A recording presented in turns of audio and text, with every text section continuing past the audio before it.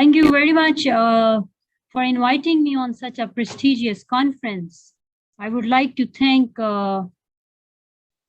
Professor Topkaya, Professor Nazmi, and especially the Çanakkale on Smart University for giving me a time and chance to say something about the impact of technology on education. So let me have a brief look on the benefits and the benefits, you can say, the merits and the demerits of the technology which we are using these days on education. So this is really a serious concern these days regarding the COVID-19. We are sitting inside our home and doing all the education using the technologies. So definitely there are lots of benefits as well as problems or the malicious we are facing, being a parent and also being a faculty member of any educational institutions.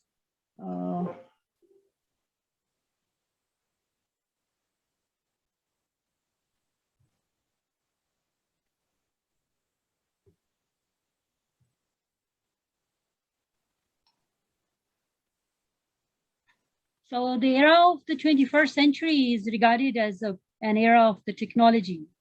Today plays a very important role in our life. It is seen as a basis of the growth of an economy. An economy which is poor in technology can never grow in today's scenario. This is because the technology makes our work much easier and less consuming. The impact of technology can be felt in every possible field. One such field is education. So it is very important to know, as everybody knows what is technology, it is a term that refers to the body of the knowledge that is employed to generate tools, create skills, and choose materials for the human use. So it includes the use of materials, tools, techniques, and sources of the power to make life easier or more pleasant and work more productive. So what is education? Basically, education in its general sense is a form of learning in which the knowledge, skills, and habits of a group of people are transferred from one generation to the next through teaching, training, or research. So these are the different types of the technology which we are using, and many more which I have not highlighted here, including the smart boards, classrooms, PC, projectors, multimedia, television, and much more. If I talk about the smart boards, it is an interactive whiteboard that allows the teachers to project an image from the laptop to the front of the room. And the teacher can then digitally draw on that image. So the classroom's PC give them the option of the recording their notes for the long period of time. Most classes require students to do a lot of reports and presentations.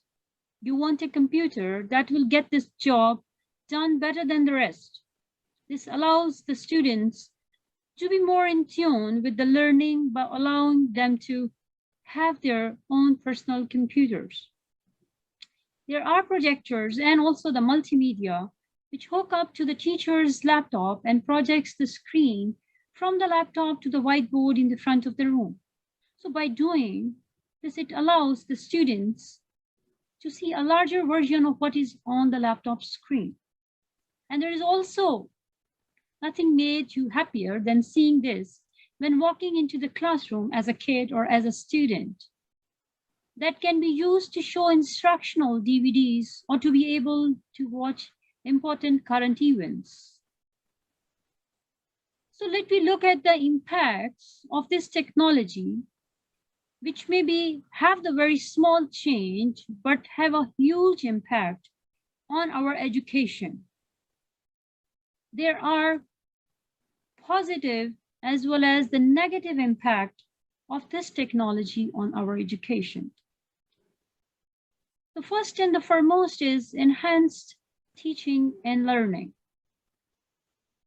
Technological developments like the digital cameras, projectors, mind training softwares, computers, PowerPoint presentations, 3D visualization tools, all these have become great sources for the teachers to help students grasp a concept very easily.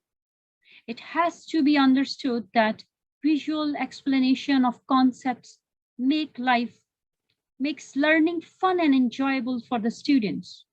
They are able to participate more in the classroom, and even teachers get a chance to make their classes more interactive and more interesting. There is another positive impact of this technology is the globalization. When you are sitting in a school in different parts of the country, students can meet their counterparts through video conferencing without leaving the classroom. As I'm sitting here and I'm enjoying your conference in Turkey. So some sites, such as the different sites, are used to help students learn foreign languages online by pairing a group of students with a teacher from another country. So through globalization, we also learn from the different countries of the world by using these latest gadgets and technology.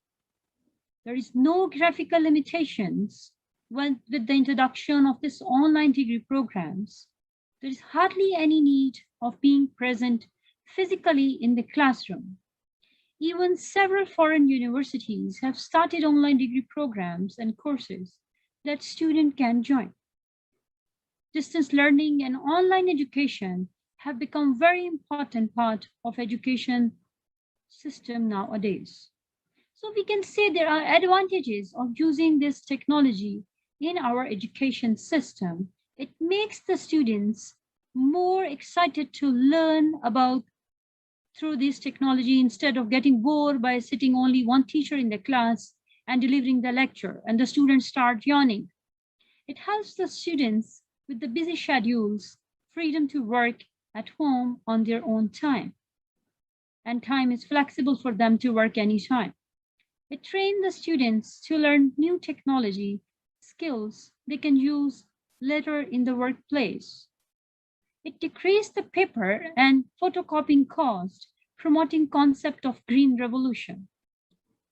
But there are definitely certain negative impacts which also have on this education system, which we have to take care in order to use this technology more in our education system. It declined the writing skills of all the students due to the excessive usage of online chatting and shortcuts. The writing skill of today's young generation have declined quite tremendously. These days, the students are relying more and more on digital communication that they have totally forgot about improving their writing skills. They don't know the spelling of the different words even, how to use grammar properly, and how to do the cursive writing. It also increased the incident of cheating.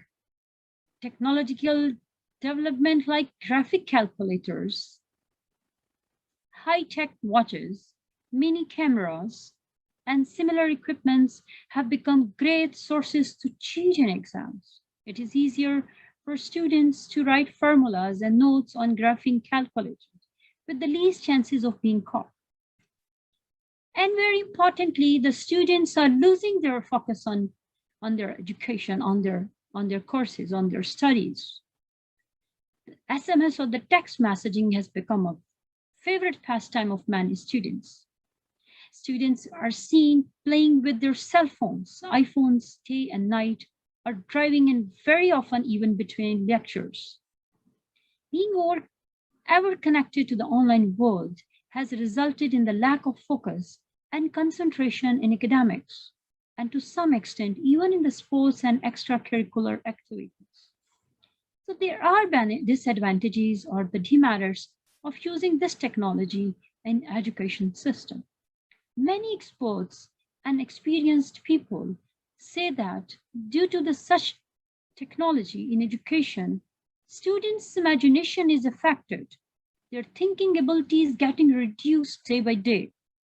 It's sometimes consuming from teachers' point of view, but students don't take the studies very seriously. It is costly to install such technology, and you know that the internet is not available all over the world, particularly in the slum areas or in the poor areas, or you can say in the rural areas.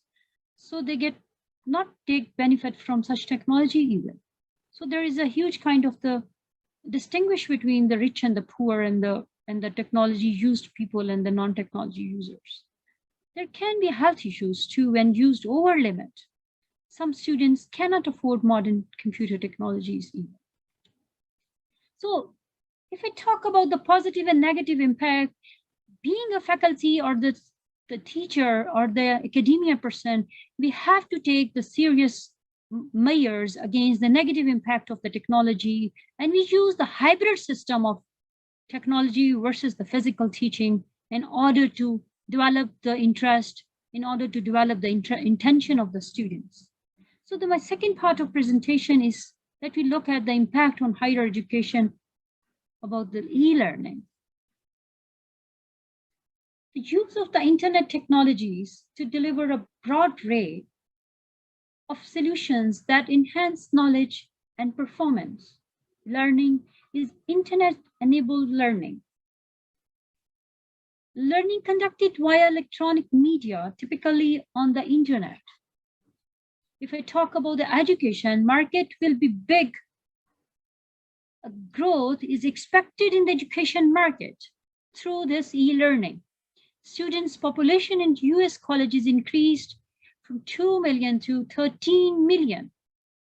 And in Malaysia, with one university in 1957 to over 21 public and private universities.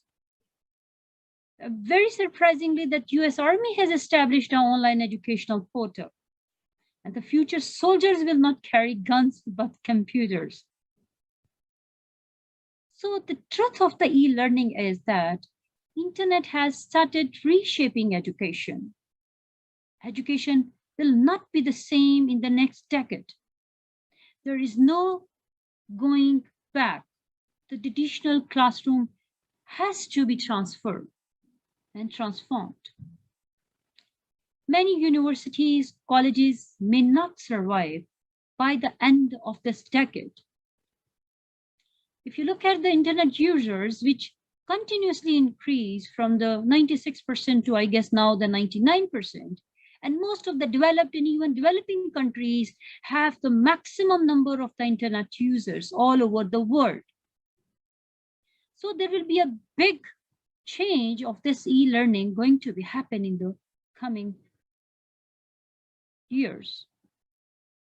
Education and training forms one of the largest sectors of the economy in most countries of the world. Over the last decade, the number of the corporate universities grew from 400 to 1,800. 40% of the Fortune and 500 companies have established corporate universities. Skilled jobs now represent 85% of all jobs in US and in many countries of the developed and developing. So if you look at the evolution of education using the technology, starting from the leaf to the internet, there is a huge, great impact of this e-learning.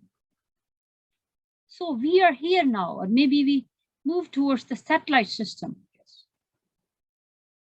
So the basic requirement is that there should be a blended mode, not pure the e-learning, not pure the physical. So it could be a blended mode which will be more successful for the coming future for our students and for our faculty also in all over the world in education. So we have to use the chalk and the board has long ruled the classrooms will not be eliminated and less emphasized. And if we look at the interactive digital content, it will be more emphasis and more demanding these days, and it will be more interactive. And students take more interest in using the digital gadgets. So preparing the students for the lifelong learning includes the globalization, the learning organization, knowledge economy, the impact of ICT, the knowledge worker, and the competition towards the satellite-based education through e-learning industrial training and the classroom's lectures would be turned up to the learning society and the community, as well as if we talk about the families and the individuals. So from the society to the individuals, all would be integrated into the e-learning system, and starting with the satellite-based education, and we should take care of such kind of worries in the coming future. So the learning models will need to change, industrial age learning model towards the digital age learning model. How do people learn in a digital environment? Is e-learning would be effective? Are learners ready for this? New learning models are seriously needed to take care of. So there are two basically approaches now to look at, the traditional and the e-learning approach. If we look at the classrooms, the physical and limited size and synchronous towards the e-learning with the unlimited number of the students, and it can be organized anytime, anywhere. If you look at the contents for the training classrooms, the PowerPoint, the transparency, etc. are required with the particular textbooks, library, video, and collaboration with the different organizations. But if you look at the e-learning programs, the multimedia simulations, the digital learning, on-demand, synchro and async communications are seriously required. And it is also the personalization with the one learning path was there in the traditional classrooms, but in the e-learning, the learning path and pace determined by the learners. So it will change the delivery mode from growing students population to more virtual universities, increase the tuition fee, the lack of facilities and funding towards the cost-effective solutions, and also the privatization of education. So this e-learning changed the mode or to deliver the lectures, so physical towards the technological. So the teaching aids will change from the blackboard to the whiteboard through overhead projectors, through TV and the LCD and the whiteboard. So there is a change of the teaching aids starting with the blackboard towards the whiteboard. So in the e-learning, in an online multimedia learning environment, teaching and learning in one-to-one to be changed now towards the many. And it is also very convenient for us to sitting inside our home and delivering the lectures to maximum number of the students with the flexible time and lots of benefits, including the cost effective also.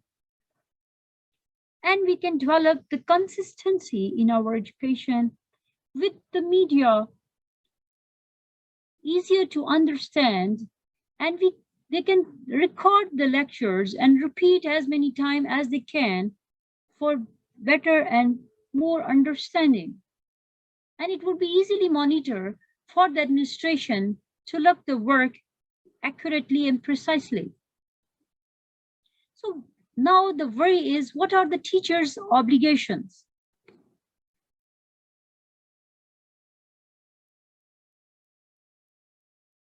Starting with the use all available technology, encourage collaboration, and also the collaborative learning towards the lay foundation for lifelong learning, and also incorporate old and new method of teaching. So these are basically the teacher's obligation regarding the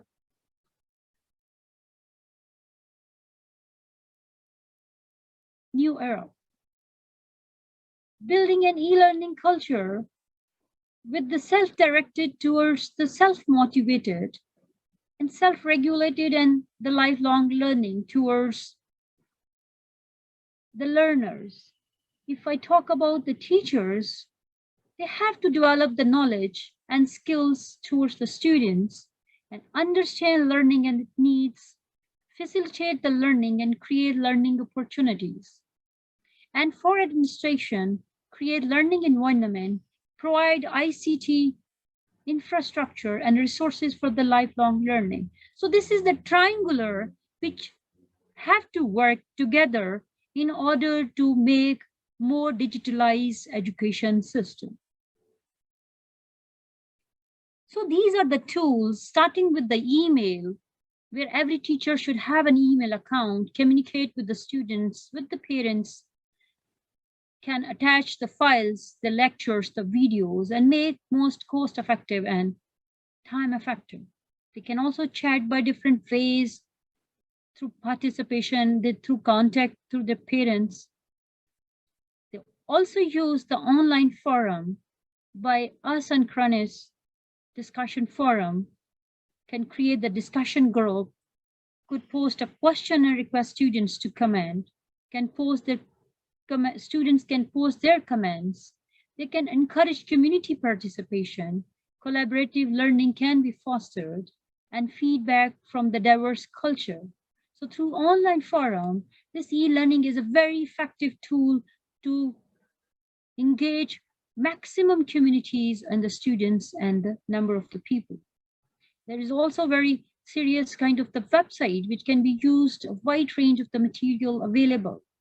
And teachers will need to narrow down and resource centers, the sharing of the resources, and supported by the different images, audio, simulation, and multimedia. And also the video conferences can conduct a live lecture with the students, with the parents, by using the audio chat and whiteboard, and the different ways by doing the demos.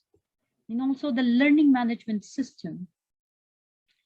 Management of content, tracking students, administration and administrative features integrated with the various tools, reporting and the demos through multimedia system. So now the question is from where we have to start. Starting with the traditional pen and paper, personal presentations, MS Word, and use kids' pictures, to the beginning, use the MS Publisher, PowerPoint, creative writing, navigate network, and frequently use digital cameras by the students. Evolving into the ICT formally taught to every student. Teachers and students use a wide range of CD-ROM, consolidating the school websites to current and reflect students' school culture. Website has educational value for the students, and they can use the multimedia as well towards the advanced level of the system, where the teacher use the internet to display, can design the web pages, submit the learning using the CDs, network, and the print formats, the personal web pages and internet to complement learning outcomes. And the lastly is the e-learning and the digital classrooms, where teachers use the internet to initiate and measure learning. Email is a focal educational exchange medium where the students are able to manage and produce digitally edited movies, programs, and videos. Multimedia visual literacy is a valued learning focus, and the teachers can comfortably use digital multimedia to enhance learning. So from traditional to the e-learning, these are the different stages where we have ended now. So if I come to the conclusion that ICT and e-learning offers opportunity to raise educational standards in schools, in colleges and universities. Large range of ICT tools are available for teachers and for the learners. It closes the gap of the digital divide. Involvement of the teachers and parents is very important, and school will need funding, access, and training also. Thank you very much. Thank you very much, Ms. Kiani. Yes.